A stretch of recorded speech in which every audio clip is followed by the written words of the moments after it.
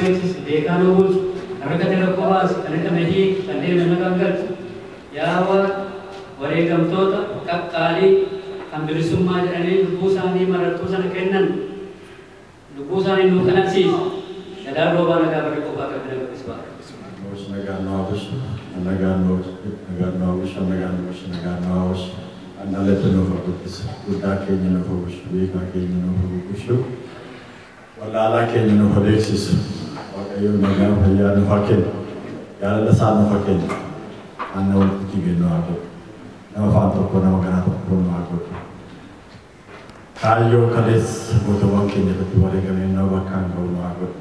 Biyya nagaa nu haa taasisu biyya abbaa keenya Oromiyaa rabbi nagaa nu haa taasisu jaallan nu jedhanii lubbuu isaanii dabarfate lubbuu isaanii akkananiisu nu jedhanii Oromoo jedhanii sabaadhanii lubbuu isaanii dabanii lubbuu isaanii rabbaa kananiisu nuyi kanallee rabbiin nama kaayyoo san bakka irra nu haa taasisu.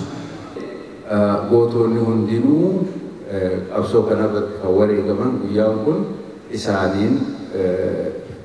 isaan laalchisee akka kabajamu taasisuun waan adda bilisummaa Oromoo lafa ka'e tokkorraa isii jabduu fi bareedduu takka jecha.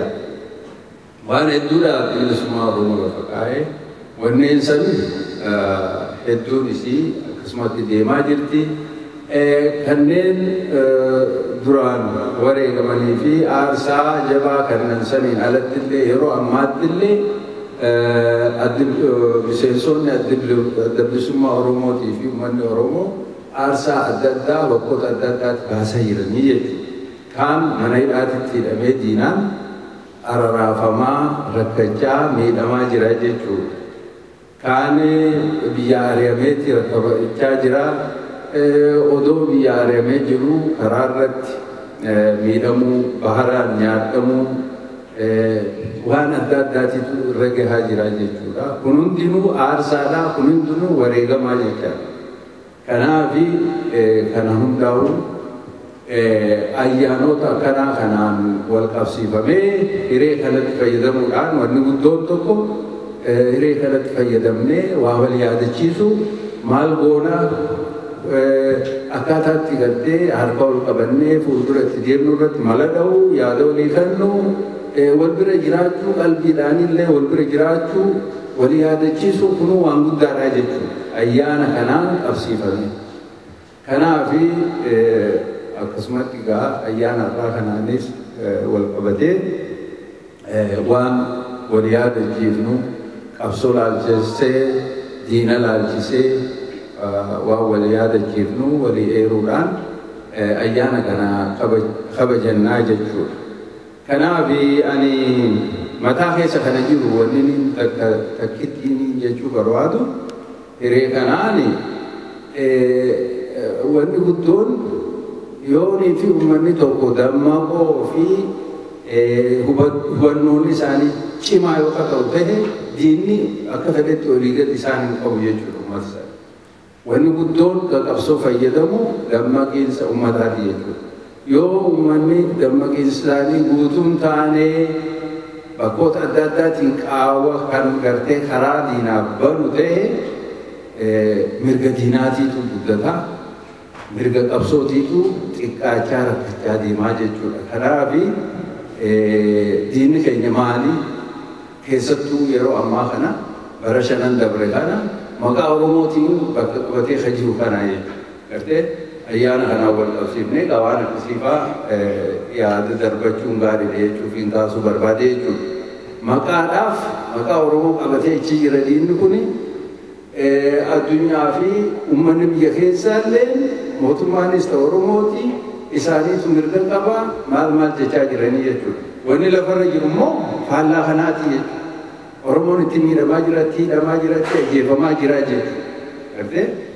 Kanaaf yeroo adda addaatti dammaqiinsa uummataa kana laaluudhaan qaawwa banatee seenuu jira jechuudha. Yeroo adda addaatti diinni uummata hoo'isuutu jira. Hoo'isuu jechuun loon yeroo elmachuu barbaade namni harkaan tuttuqee yeroo jiru loon san ni hoo'ifata jechuudha. Ni gaaroomfata jechuudha. Kanaaf ni hoo'ifachiisa jechaadha uummata Oromoo diinni kuni.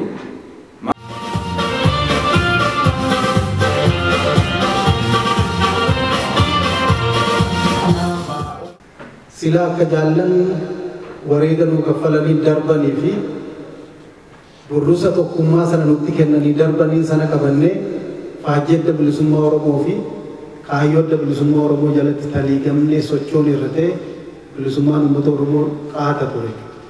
Har'an ture. Qabsaa'ooti wal bubuusuun uummati keenyas galma isaaniin ga'uu akka dadhabu ta'ee jechuudha.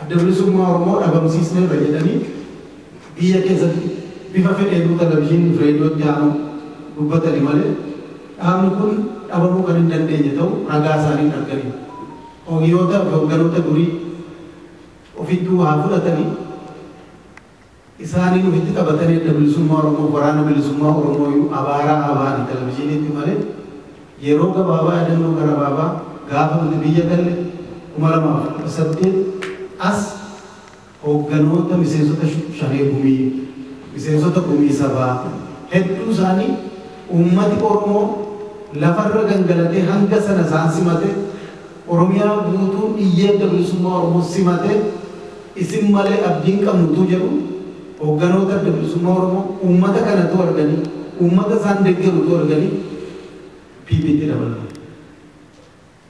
PP deeggarsa uummataa tokko kan hin qabnetti dhalli namaa itti dabalama uummata anatu sii jira jedhee anarra deemi jedhee simannaa adda bilisummaa Oromoodhaaf Harargee daangaarraa kan dhufu Asuusaa daangaarraa Walloorraa miillaan deemee kan dhufu miilla isaan deemee biyya lafarratti kun hin danda'u.